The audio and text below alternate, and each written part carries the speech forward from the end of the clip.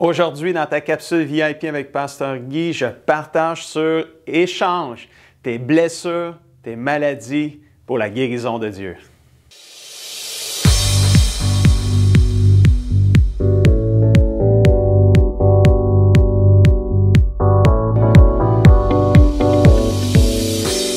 Bonjour mon ami et bienvenue à ta capsule VIP aujourd'hui. C'est encore une fois avec beaucoup d'enthousiasme et de joie que je peux nourrir ton âme aujourd'hui afin que tu puisses grandir et devenir tout ce que le Seigneur veut que tu deviennes.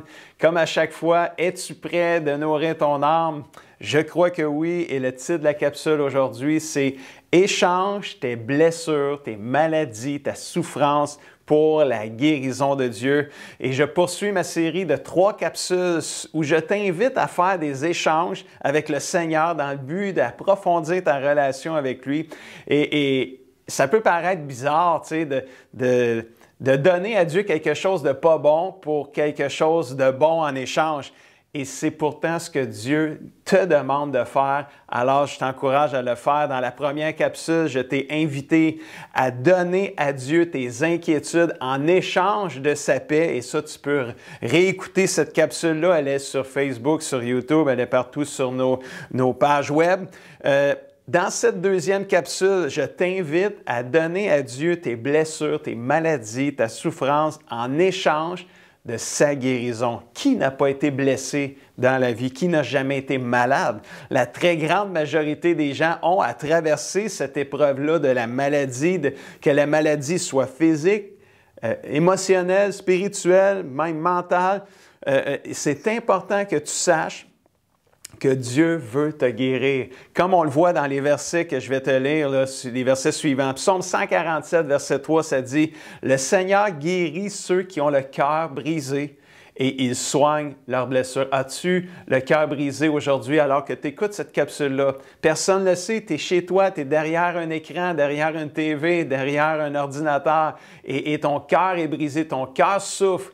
Sache que Jésus, le Seigneur, veut guérir ton cœur brisé. Drette là ce soir même, alors que tu écoutes cette capsule-là. Psaume 103, verset 3, ça dit « C'est lui qui pardonne toutes tes maladies, non, toutes tes fautes, et qui guérit quelques-unes de tes maladies. » Ben non, qui guérit toutes tes maladies. Quelle belle promesse, quel beau verset. Jérémie 30, 17, « Mais moi, le Seigneur, je le déclare, je vais soigner tes blessures et je vais t'apporter la guérison. » Ça, c'est un verset extraordinaire et c'est une parole de Dieu pour toi aujourd'hui.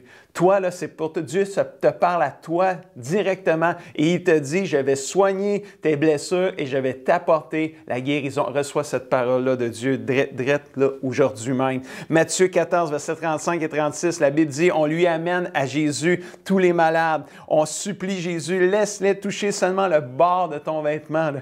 Et tous ceux qui le touchent sont guéris. Alors, ça va, et ça va même plus loin. La parole de Dieu dit, non seulement Jésus veut guérir nos maladies, mais la parole de Dieu dit que Jésus a même porté toutes nos maladies, toutes nos souffrances sur la croix, afin que par les blessures qu'il a subies sur la croix, tu sois guéri. Wow! Ésaïe 53, 4 et 5, ça le dit. « Pourtant, ce sont nos maladies qu'il supportait, qu'il portait sur la croix. C'est notre souffrance qu'il s'est chargé. Et nous pensions, quand c'est arrivé, quand Jésus est mort sur la croix, nous pensions, c'est Dieu qui l'a puni de cette façon. C'est Dieu qui le frappe et qui l'abaisse. Mais non, il était blessé à cause de nos fautes. Il était écrasé à cause de nos péchés et la punition qui nous donne la paix est tombée sur lui et c'est par ses blessures, ses meurtrissures que nous sommes guéris. Il est clair, mon ami, que tu peux faire un échange aujourd'hui. Là. Tu peux faire un échange de ta maladie, ta blessure, tes souffrances en échange de sa guérison. Ce sont des merveilleux versets bibliques de guérison sur lesquels je t'encourage à lire et à relire et à relire. Qu'il t'encourage dans tous les domaines de guérison que tu as besoin, que ce soit émotionnel, physique, spirituel, peu importe c'est quoi ton besoin. Lis ces versets-là, relis-les encore et encore, déclare-les sur ta vie, que ça devienne là, dans ton cœur là, un boost de foi lorsque tu en as besoin. Dans la parole de Dieu, l'apôtre Paul a vécu beaucoup de souffrances. beaucoup d'épreuves, beaucoup de souffrances. Puis il fait un petit résumé de quelques-unes de ces souffrances-là dans 2 Corinthiens chapitre 11, versets 23 à 27. Puis je veux juste les lire avec toi, juste pour te montrer que même l'apôtre Paul qui a écrit la moitié du Nouveau Testament a quand même vécu beaucoup de choses. C'est pas parce que tu es chrétien que tu vis pas d'épreuves, puis de souffrances, puis de blessures. L'apôtre Paul, il dit « On m'a frappé encore beaucoup plus. » Et beaucoup plus qu'eux, et j'étais en danger de mort plus souvent qu'eux en parlant des non-chrétiens. 5 fois, les Juifs m'ont donné 39 coups de fouette. 40 coups moins 1, parce que ça a l'air qu'à 40 coups, tu mourrais. Il en donnait 39, mais il était magané. Là. Tu sais, soit 39 coups de fouette. Là. Wow! 3 fois, les Romains m'ont frappé durement. 1 fois, on m'a jeté des pierres pour me tuer, lapidé. 3 fois, j'ai été sur un bateau qui a coulé, parce que c'était le moyen de transport souvent, le bateau, dans ce temps-là. 1 fois, j'ai passé 1 jour et 1 nuit dans l'eau. Tu sais, pas dans une piscine, là. Dans la mer, dans l'océan, dans le fleuve. J'ai fait des travaux très fatigants. J'ai souvent manqué de sommeil. J'ai eu faim, j'ai eu soif et j'ai souvent manqué de nourriture. J'ai eu froid puis j'ai manqué de vêtements. Imagine-toi, tu as faim, tu n'as rien à manger. Tu as froid, tu n'as rien à te vêtir. Comment la souffrance et blessure. Et on peut dire que Paul y a goûté. Là. Mais ce même Paul était capable de dire, malgré toutes les souffrances, les blessures qu'il a vécues, les détresses qu'il a vécues, il était capable de dire dans 2 Corinthiens 1, 3, « Béni soit Dieu, glorifié soit Dieu, le Père de notre Seigneur Jésus-Christ, le Dieu, le Père qui est plein de bonté, le Dieu qui réconforte dans toutes les situations. Il nous réconforte dans toutes nos détresses, nos souffrances, afin qu'à notre tour, nous soyons capables de réconforter ceux qui passent par toutes sortes de détresses, de souffrances, en leur apportant le réconfort, la guérison que Dieu nous a apporté lui-même. » Wow, quel merveilleux verset encore une fois. Il y a 2 vérités bibliques qui ressortent dans ce verset-là quand tu es blessé, malade ou en souffrance. Numéro 1, c'est que quand tu donnes tes souffrances à Dieu, Dieu va venir te réconforter, te guérir et te restaurer. Il y a vraiment un sens de guérison dans le réconfort que Dieu donne.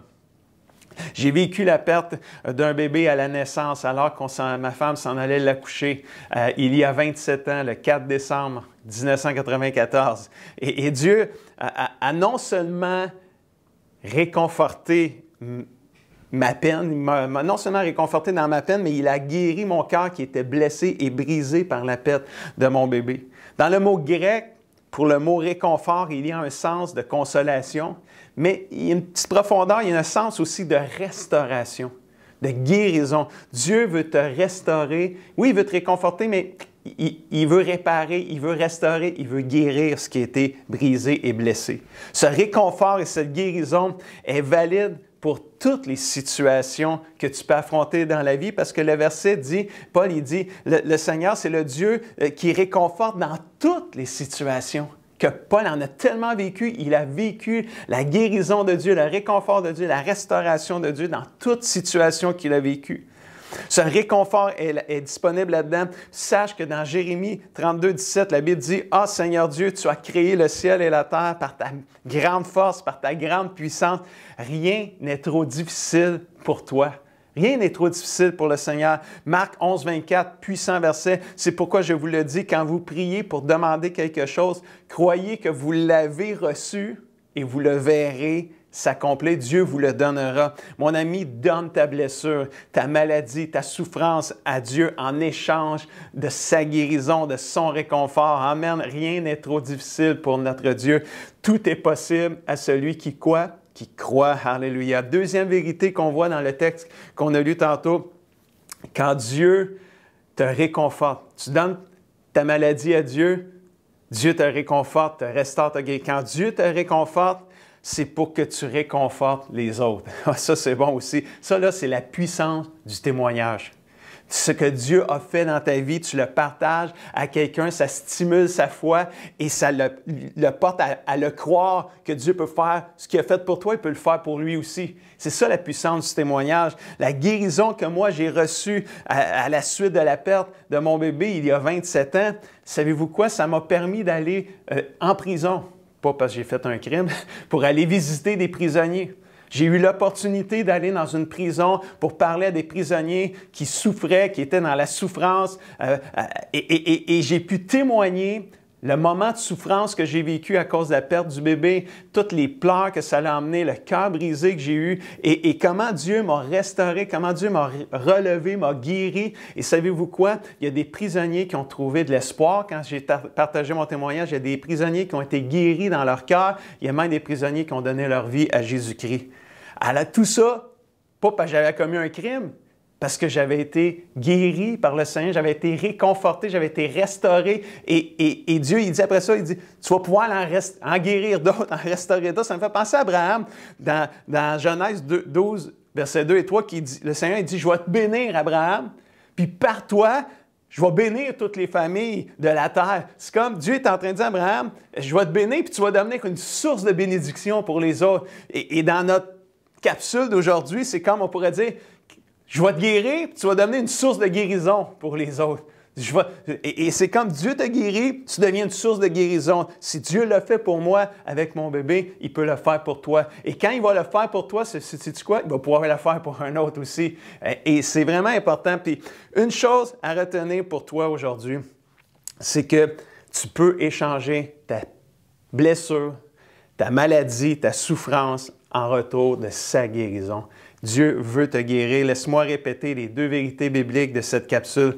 Quand tu donnes ta souffrance à Dieu, ta maladie, Dieu va te réconforter en échange. Dieu va te guérir. C'est une question de foi, mais ose donner ta maladie, ta souffrance au Seigneur. Quand Dieu te réconforte, te guérit, c'est pour que tu ailles en réconforter d'autres. Une fois que tu es guéri, va le témoigner à quelqu'un, va le dire à quelqu'un afin qu'eux aussi puissent être guéris. Et si tu mets en pratique ces conseils-là bibliques que je viens de te partager aujourd'hui, tu vas vivre des guérisons divines. Si tu prends ces versets-là que je t'ai partagés aujourd'hui, tu y crois, tu les appliques à ta vie, tu les déclares sur ta vie, je crois que tu vas vivre des guérisons divines et surnaturelles de la part du Seigneur et que ce soit des guérisons émotionnelles, physiques ou spirituelles, je crois que Dieu veut te guérir. Et en bonus, tu vas même voir Dieu guérir et réconforter les autres autour de toi quand tu vas témoigner des guérisons que Dieu t'a fait. Je te laisse avec les défis de la semaine.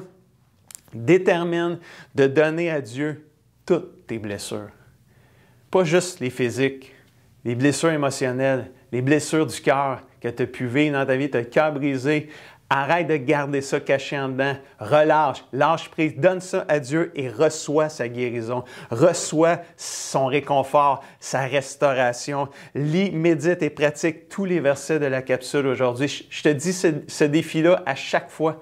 Parce que c'est tellement important, parce que la Bible, elle dit « Heureux celui qui médite la parole de Dieu ». Méditer, là, ça veut dire lire et relire et relire et relire, l'approprier, le dire dans son cœur constamment afin que ça puisse pénétrer en nous et devenir notre style de vie. Amen. Alors, je veux prier pour toi en terminant. Amen. Juste ferme tes yeux là où tu es.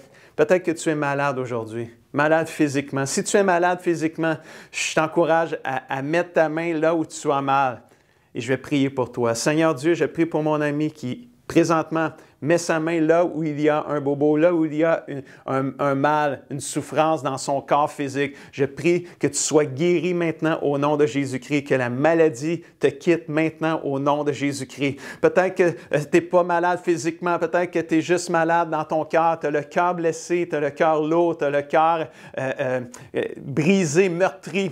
Mets ta main sur ton cœur. Je vais prier pour toi maintenant. Au nom de Jésus, Père, je prie pour mon ami qui met sa main sur son cœur parce que le cœur blessé, il y a le cœur brisé. Je prie pour une restauration complète, un réconfort complet et une guérison de son cœur brisé maintenant au nom de Jésus-Christ. Donne la force à mon ami peut-être de pardonner à quelqu'un, de lâcher prise et qu'il reçoive sa guérison. Reçois la guérison de ton cœur blessé maintenant au nom de Jésus-Christ. Père, je prie que s'il y a quelqu'un qui souffre émotionnellement aussi, je prie qu'il soit guéri maintenant au nom de Jésus-Christ. Et tout le monde dit un grand Amen et Amen. Merci Seigneur pour les guérisons que tu fais maintenant au travers de cette capsule-là. Si tu crois, si tu as aimé cette capsule-là, Fais un pouce et un cœur. Puis si Dieu t'a guéri, Dieu t'a restauré à quelque part au travers ce qui était, dis-le à quelqu'un, partage-le à quelqu'un afin que ce quelqu'un-là puisse être guéri aussi, puis qui lui aussi va le dire à un autre. Et tu vois comment la puissance du témoignage peut fonctionner dans le Seigneur. Et sur ça, je te dis, puis si tu penses aussi que ça peut aider quelqu'un, cette capsule-là, partage la capsule avec lui. Puis sur ça, je te dis à la semaine prochaine.